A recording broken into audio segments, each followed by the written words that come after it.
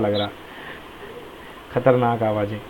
चलो देखो भाई, तो वर्क डन पर यूनिट टेस्ट चार्ज, बच्चों बताया ही था मैंने पोटेंशियल डिफरेंस का फॉर्मूला, ए से लेके बी तक जाने में किया गया काम पर यूनिट टेस्ट चार्ज, वही तो था पोटेंशियल डिफरेंस। अब ये बताओ आर्यन कि अगर दो आप इक्विपोटेंशियल सरफेस पे बैठे हुए हो तो यहाँ से लेकर के यहाँ तक का पोटेंशियल डिफरेंस कितना होगा? 0 होगा। बस यार, तो 0 मल्टीप्लाइड बाई क्यू नॉट, तो answer work done equal to 0। Note करो। सर एक कंफ्यूजन है सर, 0 बोल। क्यों होगा? अच्छा, ये बताओ डेल्टा वी जीरो, तुम्ही ने बताया मेरे को, हाँ या ना? अभी आपने बताया ना डेल्टा वी जीरो है भैया। यस सर, यस हाँ, सर। डेल्टा हाँ। डेल्टा वी का मतलब ए बी मतलब V B minus V A, तो ये भी है वी और ये भी है V, V minus V zero हो गया। बोलो यस। Yes sir. अब जीरो के साथ किसी का भी मल्टीप्लाई करोगे जीरो ही तो आएगा। हाँ ठीक है सर। नोट करो, ठीक है, clear. Yes sir. Nishant, Navneet yes clear? Sir. Navneet clear है? So work done equals to 0। चलिए, तो ये पॉइंट हो गया पहला पॉइंट कि जो आप, अभी नहीं लिखा सर एक मिनट। हाँ बेटा,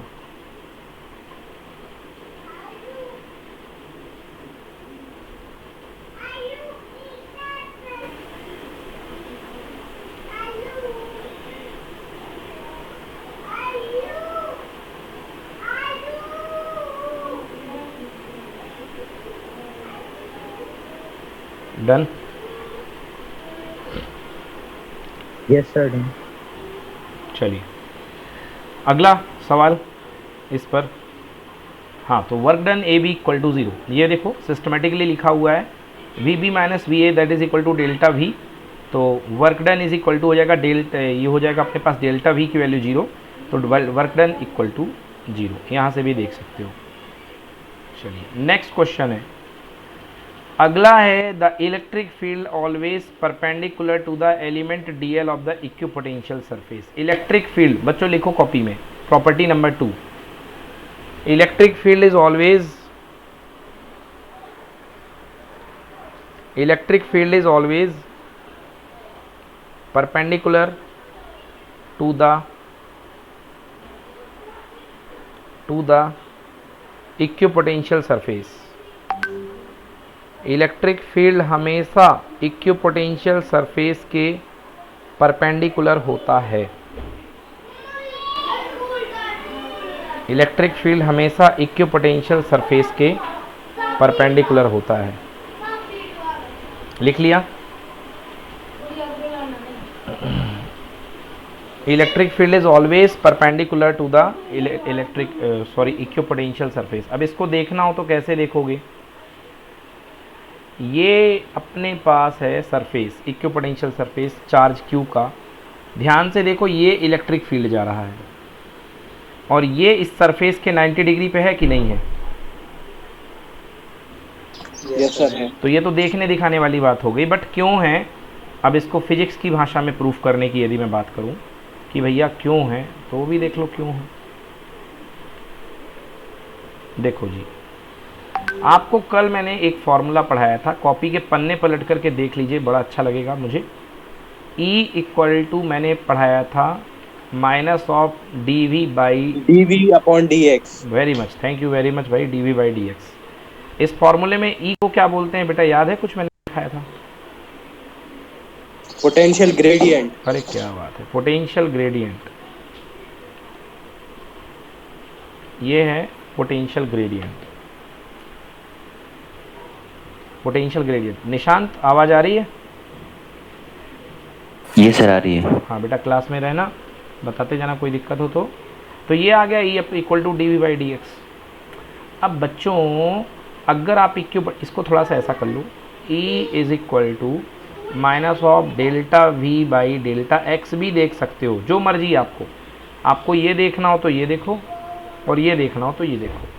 अभी इसको उठाता हूँ मैं, तो E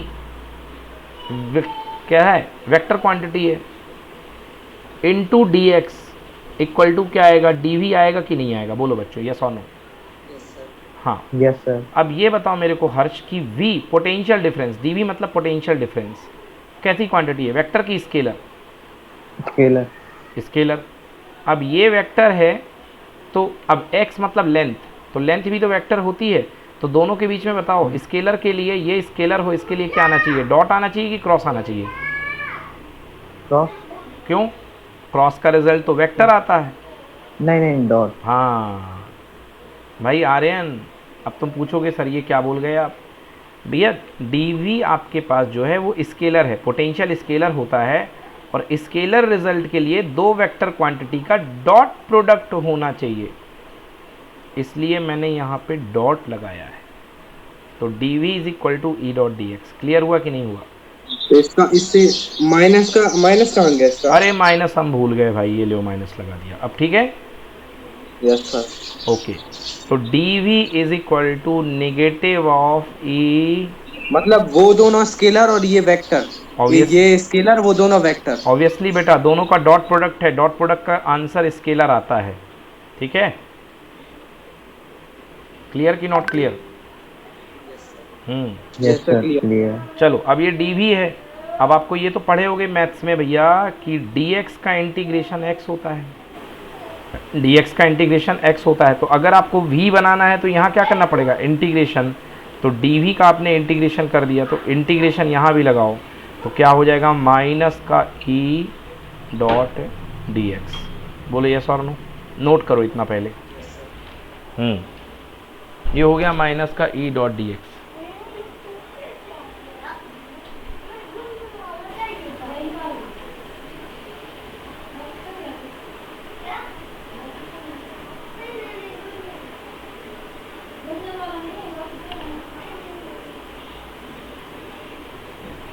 ठीक है?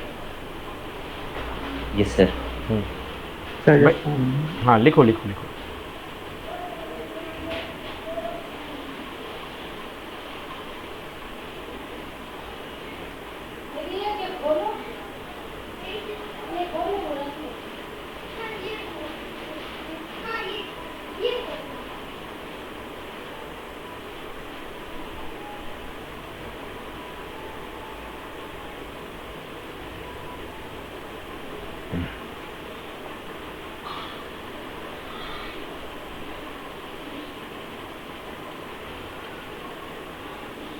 yes, sir. Done.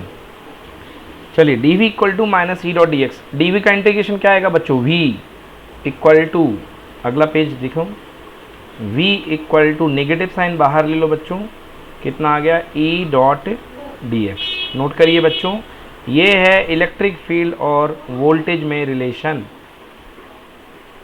v is equal to E dot D X. Important, इस पर न्यूमेरिकल बनता है कई बार, v is equal to E dot D X, negative E dot D X. इसी को आप ये भी लिख सकते हो, v is equal to negative of vector e dot D L.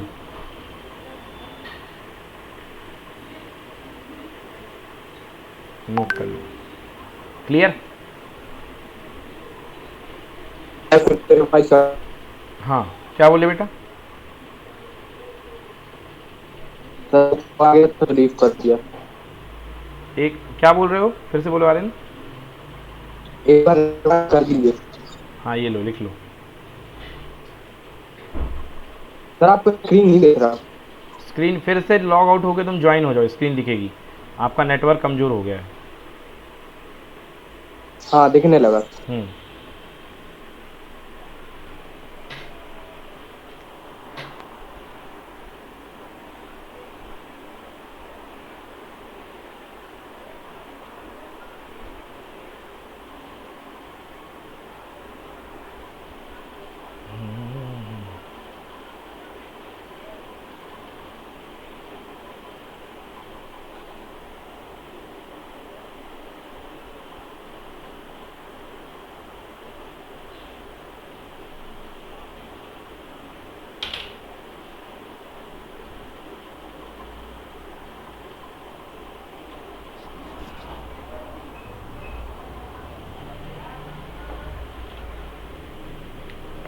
लिख लिया?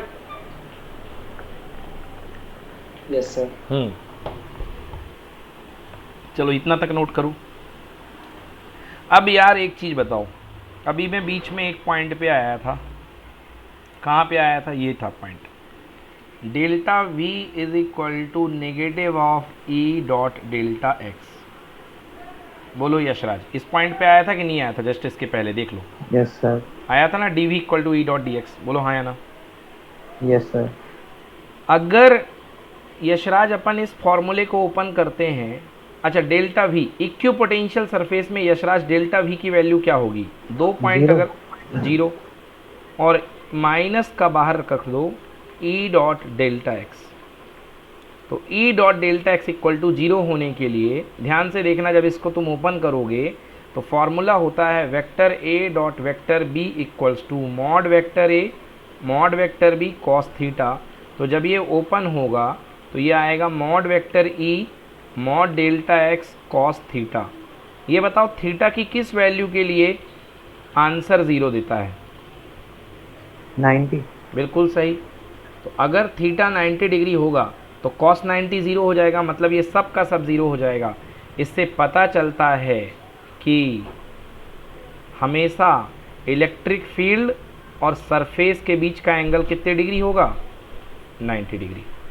नोट करो बच्चों ये वाला पॉइंट। समझ में आया कि नहीं आया? यस सर आया। भाई ये ज़ीरो हो रहा ना, ज़ीरो होने के लिए यहाँ पे थीटा कितने डिग्री होना चाहिए? 90 डिग्री। इसलिए साबित हो रहा है इस चीज़ से कि इक्विपोटेंशियल सरफेस में एंगल जो होगा वो कितने डिग्री होगा? 90 डिग्री। डन? Yes sir. हाँ नोट करो आराम से।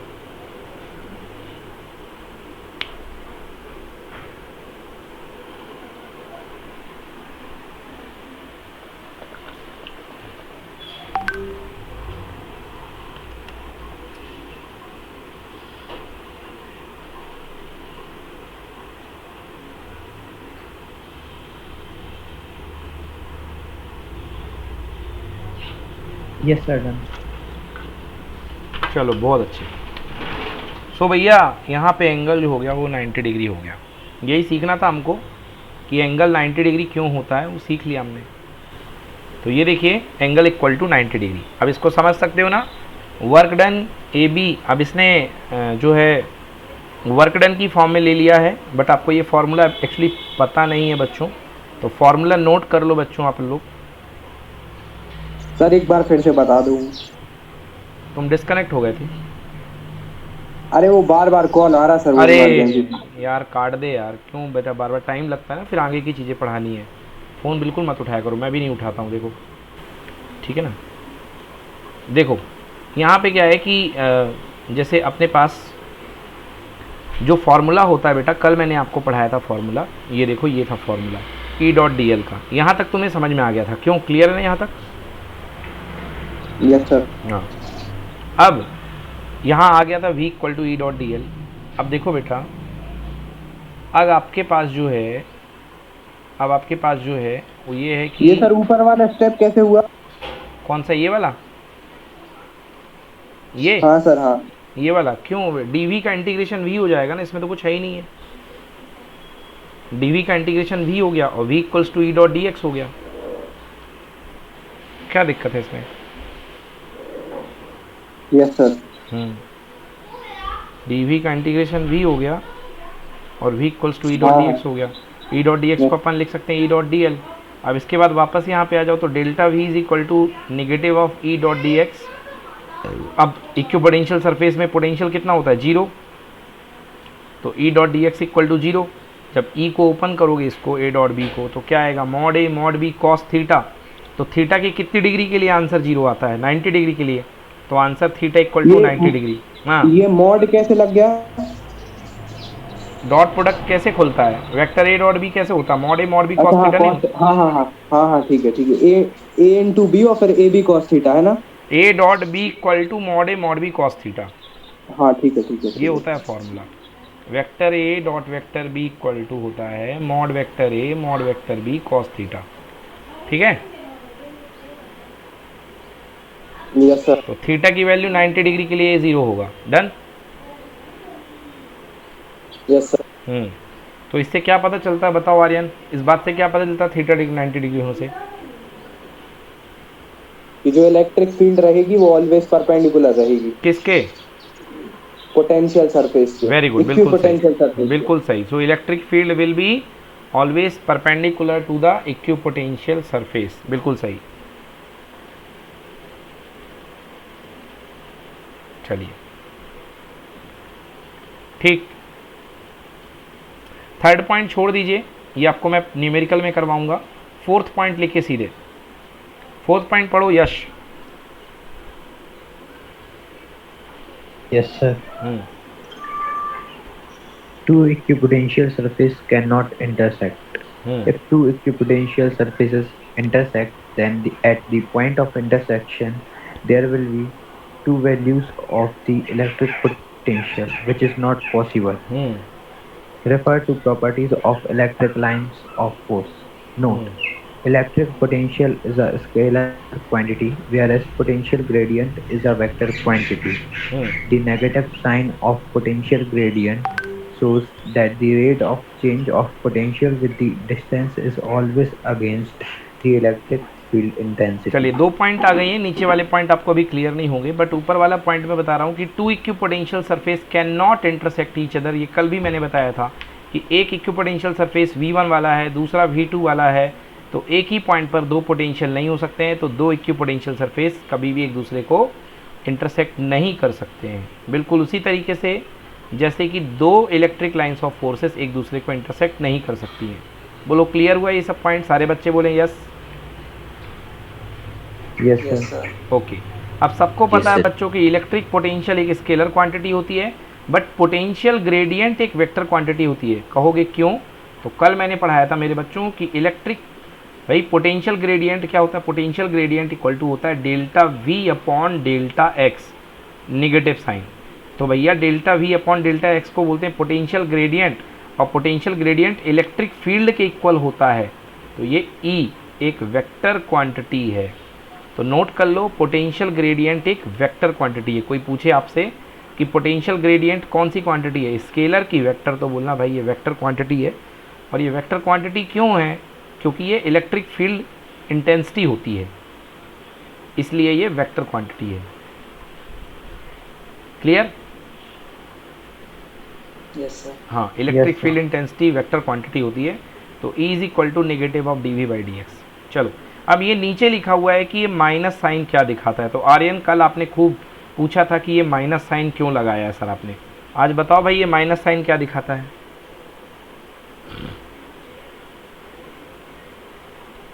बोलो बोलो, आर्यन क्लास में हो? Yes sir. बोलो जल्दी से, माइनस साइन क्या शो करता है?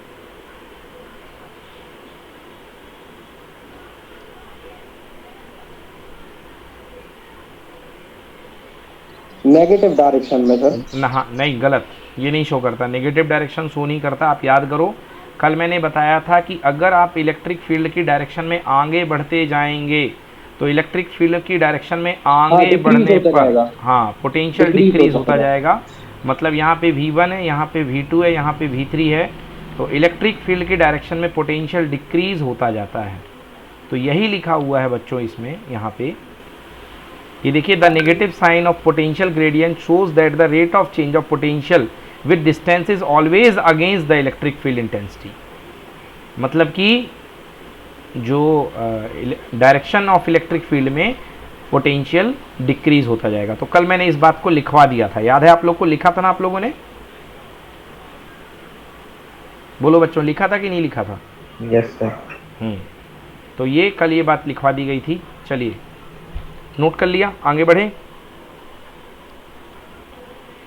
चलो आगे बढ़ें। Yes, sir. ठीक है, चलिए अगला टॉपिक लिखिए बच्चों, electrostatic potential energy. Important, very very important. अगली हेडिंग डालिए, इलेक्ट्रोस्टैटिक पोटेंशियल एनर्जी।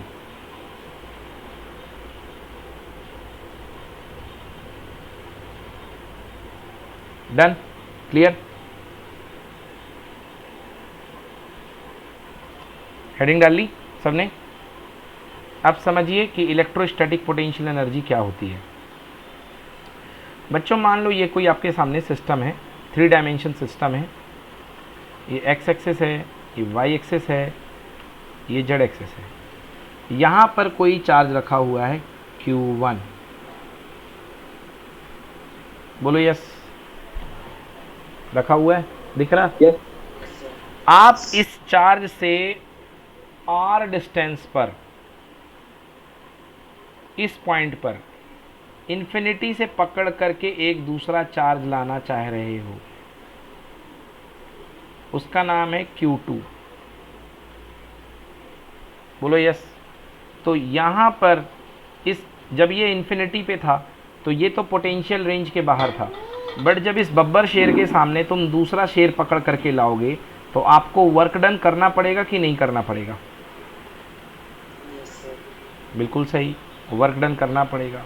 और वो वर्क डन आपका यहाँ पर एनर्जी के फॉर्म में स्टोर हो जाएगा कि नहीं होएगा, बोलो?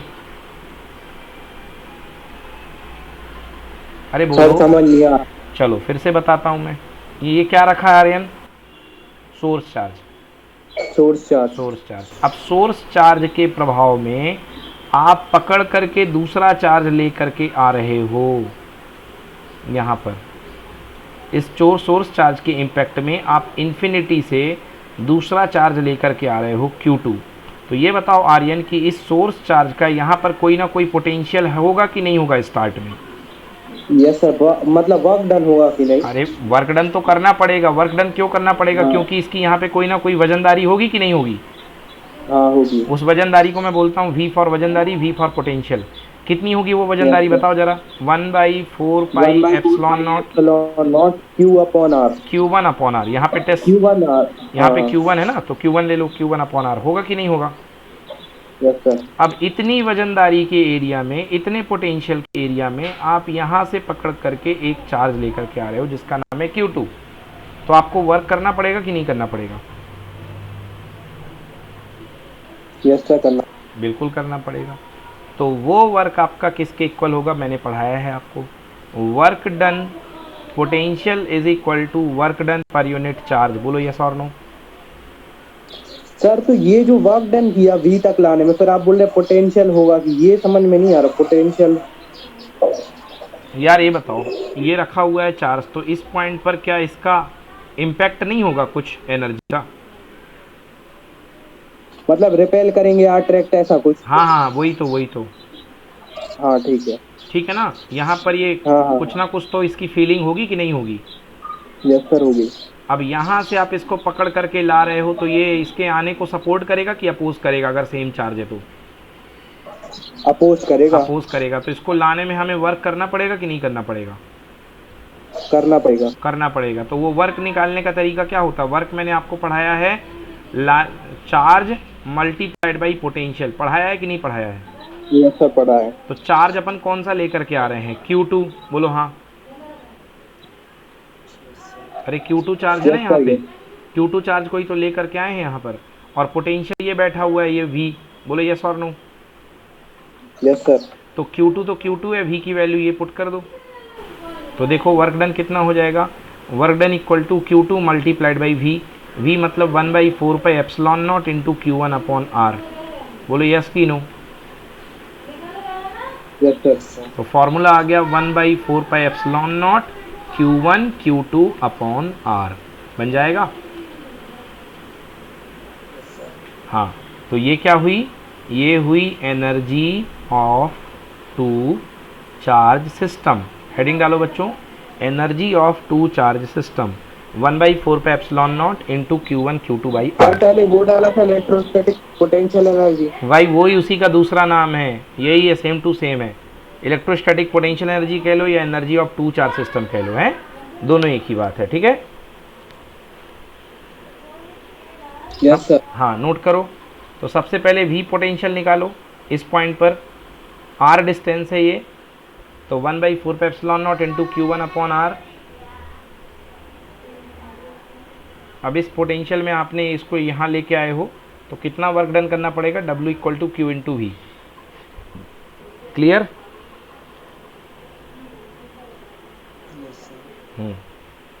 Yes, sir. चलिए, तो ये हो गया। चलो देखो इसको सिस्टमेटिकली अभी पढ़ते नहीं हैं। लिखा, अभी नहीं लिखा, अभी नहीं हाँ लिखा। लिखो लिखो लिखो।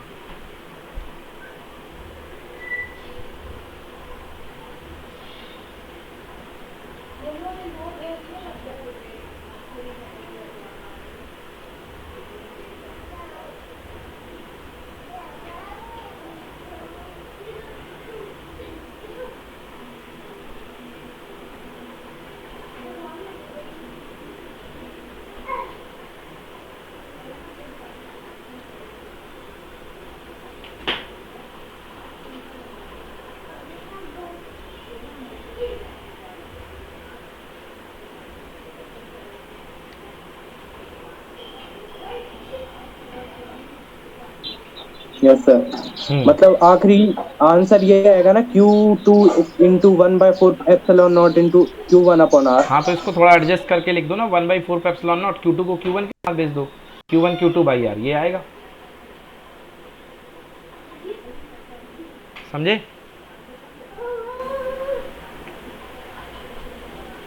Yes, sir. समझे Aryan? Yes sir, yes sir. चलो चलो अब देखो बेटा, अब इसको सिस्टमेटिकली देखते हैं। हाँ पढ़ो Yashraj, electrostatic potential energy. Electrostatic potential energy. The work done in moving a charge q from infinity to a point in the field against the electric force is called electrostatic potential energy. Hmm W is equal to QV. हाँ देखो, Elect- ये कह रहा है कि आप जो work करोगे किसी चार्ज को ला के सेटअप बनाने का, तो सिचुएशन ये है कि यहाँ पर कोई चार्ज Q1 रखा हुआ था, आप इसके एरिया में दूसरा चार्ज Q2 लेकर के आए हो, तो इन्फिनिटी से लाने में जितना वर्क करना पड़ेगा वही इस सिस्टम की एनर्जी कहलाएगी, वही इस सिस्टम की एनर्जी कहलाएगी। ठीक उसी प्रकार से कि मान लो कोई स्प्रिंग रखी हुई थी, अब इस स्प्रिंग को आपने दूर तक थी, अब आपने इसको पकड़ करके दबा दिया और इसको घसीट करके यहाँ तक ले आया, ये यहाँ तक ले आए, तो अब आप कहोगे स्प्रिंग की एनर्जी कितनी है? अरे भाई जितना काम आपने इसको दबाने में किया है वही वर्क तो स्टोर हो गया है यहाँ पे, तो आपको यहाँ से यहाँ तक लाने का वर्क डन करना पड़ेगा। तो इसी तरीके से ये जो चार्ज इन्फिनिटी पे था Q2 वाला, इसको आप यहाँ से लेकर के यहाँ पे बिठा दिए हो, तो इसमें जो एनर्जी लगी है वही वर्क डन होगा। तो W equal to Q into V, तो Q की वैल्यू कितनी है यहाँ पे? Q2 है, तो यहाँ पे Q2 आया, और V की वैल्यू क्या होती है? 1/4 pi epsilon naught into Q1/R। तो आंसर क्या आ जाएगा? 1/4 pi epsilon naught Q1 Q2/R। बोलो क्लियर हुआ कि नहीं हुआ? Yes, sir. अरे भाई अगर आपको कंफ्यूज हो रहे हो तो इसको एक काम करो, W इक्वल टू, एक काम करो, कौन सा चार्ज लेकर के आ रहे हो? Q2, बस इतना कर लो। तो W इक्वल टू हो गया Q2 multiplied by V। So Q2 और V की वैल्यू कितनी है? 1/4 pi epsilon naught into Q1/R। तो आंसर आ जाएगा 1/4 pi epsilon naught Q1 Q2/R। Clear है? Yes, sir. अब आप कहोगे सर ये R12 क्यों लिखा गया है? क्योंकि अगर डायरेक्ट डिस्टेंस आपको पता है तो ठीक है भाई R लिख दो, बट अगर आपको इसका पोजीशन वेक्टर पता है R1 और इसका पोजीशन आपको वेक्टर पता है R2, तो आपको पता होगा 11th क्लास में अगर पोजीशन वेक्टर गिवन रहते थे तो दो पॉइंट के बीच की जो डिस्टेंस होती थी वो क्या होती थी? R12 मतलब R2 माइनस R1। तो इसको ऐसे भी लिख सकते हो। बोलो क्लियर है इतना देख करके दोनों? कुछ सवाल हो मन में तो पूछो बच्चों, कोई दिक्कत? No sir.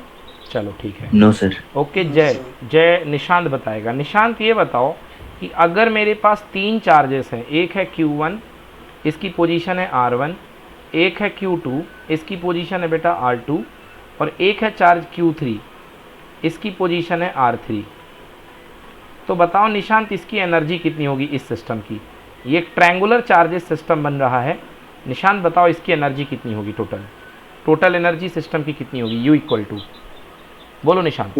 0। अरे निशांत बोलो तुम अभी। नहीं 0 तो नहीं होगी बेटा, क्या बोल रहे हो भैया? 0 काय को होगी एनर्जी? बोलो निशांत, थोड़ा सा दिमाग लगाओ, कौन लगा सकता है दिमाग? सर Q1 Q2 Q3 हो जाएगा। नहीं होगा,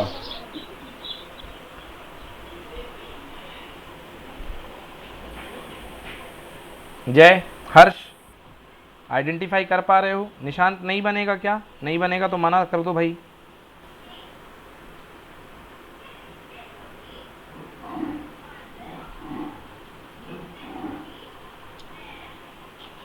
निशांत नहीं बन रहा सर। अच्छा चलो देखो, देखो बच्चों, अब यहाँ पे आपके पास एक पेयर है। अब एक पेयर देखो आपके पास जो बनेगा वो बनेगा Q1 और Q2 का। दोनों के बीच की डिस्टेंस कितनी मान सकते हो आप? R1 है, R2 है, तो ये बनेगी R1 R12। तो एक पेयर ऑफ एनर्जी ये फॉर्म करेगा। तो 1/4πε0 Q1 Q2 अपॉन R12 का मॉड। बोलो हाँ या ना? एक पेयर ये फॉर्म करेगा, एक पेयर इसकी लड़ाई होगी।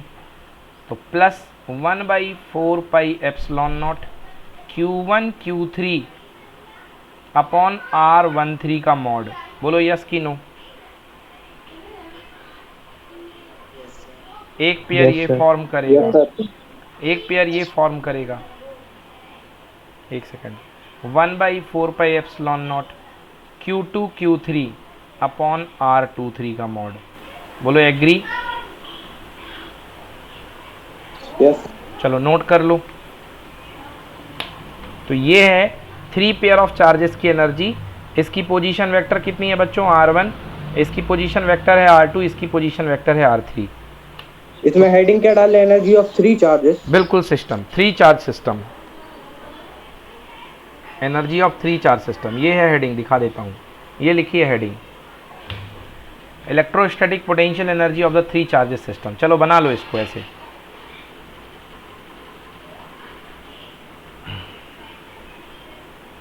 बन जाएगा? जरा वही डायग्राम बता दो। बिल्कुल देख लो बेटा, ये देख लो।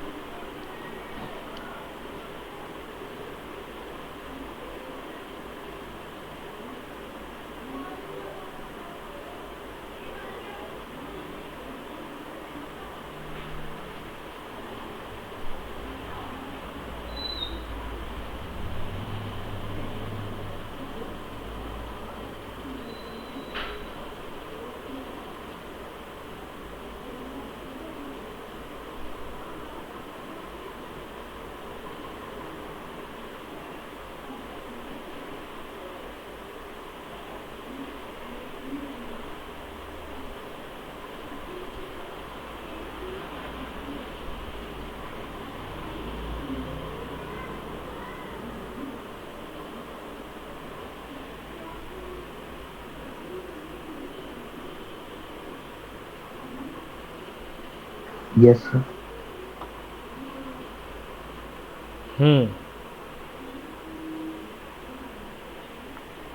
चलिए ठीक है, डन। आगे बढ़े बच्चों? Yes sir. सर एक मिनट।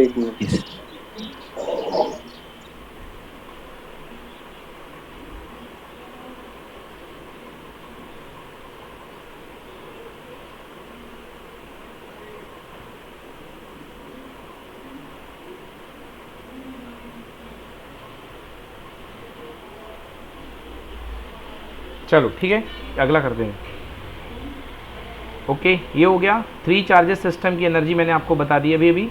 ये देखिए, यही एनर्जी लिखी हुई है, ये जो मैंने आपको पढ़ाई। 1/4πε0 कॉमन ले लो। Q1 Q2 अपॉन R12 का distance, Q1 Q3 upon R31 and Q2 Q3 upon R32, यही है। चलिए अब नेक्स्ट, एरिया वेक्टर करा चुका हूँ। ये डेरिवेशन, इसका आंसर वही आ जाएगा 1/4πε0 और उन सब का सम। हाँ बस वही तो है। अरे भैया आंसर क्या, ये ज़्यादा सिंप्लीफाई कर दिया है इसमें। अपन ने 1/4πε0 कॉमन ले लो तो वही बन जाएगा। लो मैंने एक लाइन कम लिखी है, आप 1/4πε0 कॉमन ले लो। Q1 Q2 अपॉन R12 का mod, Q2 Q3, Q1 Q3, समझे? समझे भाई आर्यन? Yes sir. हाँ, तो वो ज़्यादा सिंप्लीफाई करके मैंने लिखा उसमें, ये देख लो।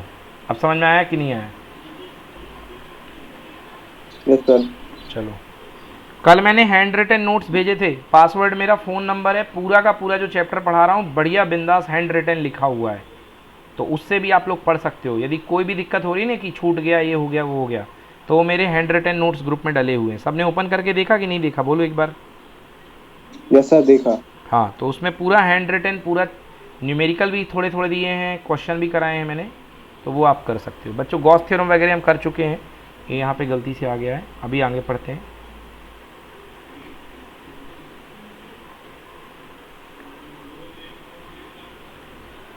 चलिए, तो पहला पार्ट था इसका पोटेंशियल। अब सेकेंड पार्ट शुरू हो रहा है बच्चों। डालिए कैपेसिटेंस, अगली हेडिंग डालिए बच्चों कैपेसिटेंस। अगला पार्ट शुरू हो रहा है कैपेसिटेंस। क्या डाल रहे हैं सर? कैपेसिटेंस अगला पार्ट शुरू, मतलब सेकेंड पार्ट है इसका कैपेसिटेंस। तो कैपेसिटेंस में पहली हेडिंग डालिए behaviour of conductor in the electrostatic field. पहली चीज मैं पढ़ा रहा हूं, behaviour of the conductor in the electrostatic field. अगर आप एक इलेक्ट्रोस्टैटिक फील्ड में कोई कंडक्टर रखते हैं तो उसका कैसा बिहेवियर होगा। अगर आप एक इलेक्ट्रोस्टैटिक फील्ड में कोई कंडक्टर रखते हैं तो उसका कैसा बिहेवियर होगा, अब ये जानने की कोशिश कीजिए। चलिए देखिए बच्चों, ये आपके पास कोई कंडक्टर आपको दिखाई दे रहा है, ये कंडक्टर है, और इस कंडक्टर को आपने एक इलेक्ट्रोस्टैटिक फील्ड में रख दिया है। ये प्लस प्लेट है और ये माइनस प्लेट है। तो इलेक्ट्रिक फील्ड कहाँ से कहाँ जाता है, कोई बताएगा? Plus two minus. हाँ, अब ये प्लेट प्लस है, इस प्लेट को प्लस को देख करके सारे इलेक्ट्रॉन लेफ्ट में आ जाएंगे कि नहीं आ जाएंगे, बोलो, प्लस के अट्रैक्शन में। Yes sir. Yes sir. मतलब यहाँ पे नेगेटिव चार्ज क्रिएट हो जाएगा, बोलो यस, इस तरफ। Yes sir. और जब सारे नेगेटिव इस तरफ आ जाएंगे तो सारे पॉजिटिव इस तरफ आ जाएंगे, बोलो हाँ या ना। आ जाएंगे कि नहीं आएंगे? हाँ सर। आ गए इस तरफ। अब जब नेगेटिव आ गए, इधर आ गए, तो इसका जो फील्ड अपोजिट डायरेक्शन में क्रिएट होगा, उल्टी डायरेक्शन में क्रिएट होगा कि नहीं होगा, क्योंकि उसका प्लस माइनस बाहर की तरफ लेफ्ट से राइट था, अब इसका है राइट टू लेफ्ट। बोलो यस और no. Yes sir. Yes sir. अब बच्चों देखो, बाहर वाला फील्ड इधर जा रहा है, अंदर वाला फील्ड इधर जा रहा है, ये दोनों फील्ड आपस में इक्वल हुआ करते हैं, दोनों एक दूसरे को कैंसिल कर देंगे, तो कंडक्टर के अंदर नेट इलेक्ट्रिक फील्ड कितना जनरेट होगा? जीरो। तो पहली चीज याद रखिएगा कि इलेक्ट्रोस्टैटिक फील्ड में कंडक्टर के अंदर जो फील्ड होता है, कंडक्टर के अंदर इंटेंसिटी कितनी होती है?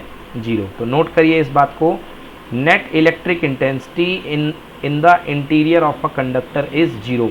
कंडक्टर के अंदर जो इलेक्ट्रिक फील्ड इंटेंसिटी होती है वो क्या होती है? जीरो होती है। क्लियर कि नॉट क्लियर?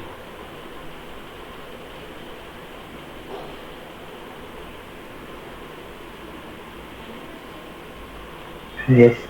चलो यशराज पढ़ो first point. Net electric field intensity in the interior of a conductor is zero.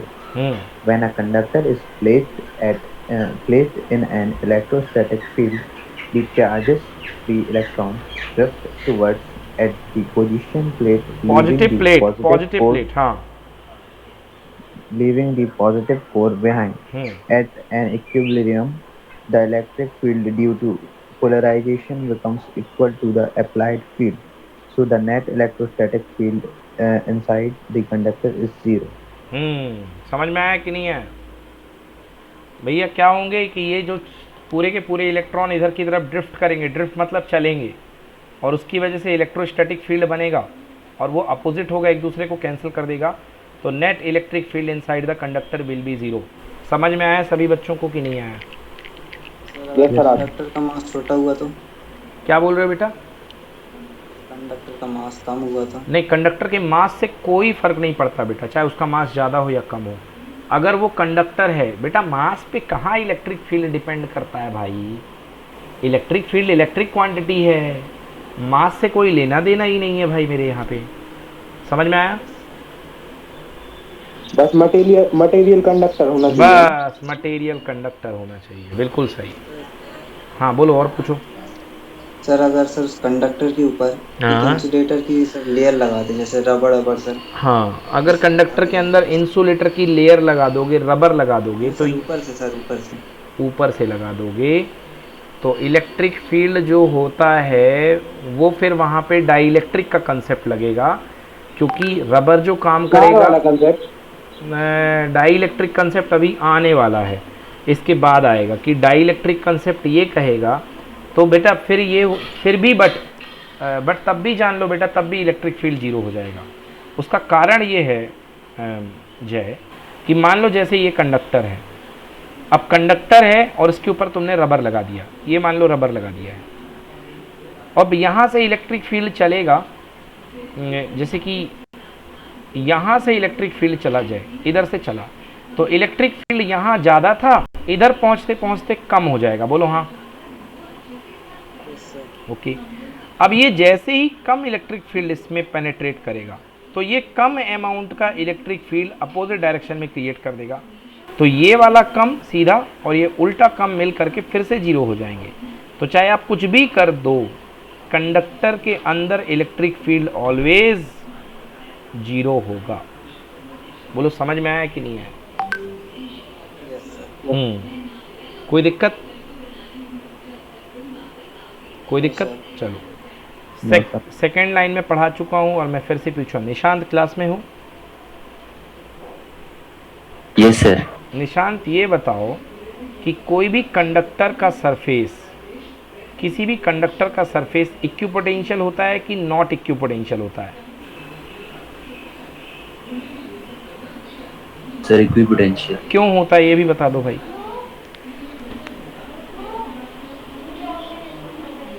Sir क्या है क्वेश्चन एक बार? किसी कंडक्टर का सरफेस इक्विपोटेंशियल होता है कि इक्विपोटेंशियल नहीं होता है, और अगर इक्विपोटेंशियल होता है तो क्यों होता है इक्विपोटेंशियल?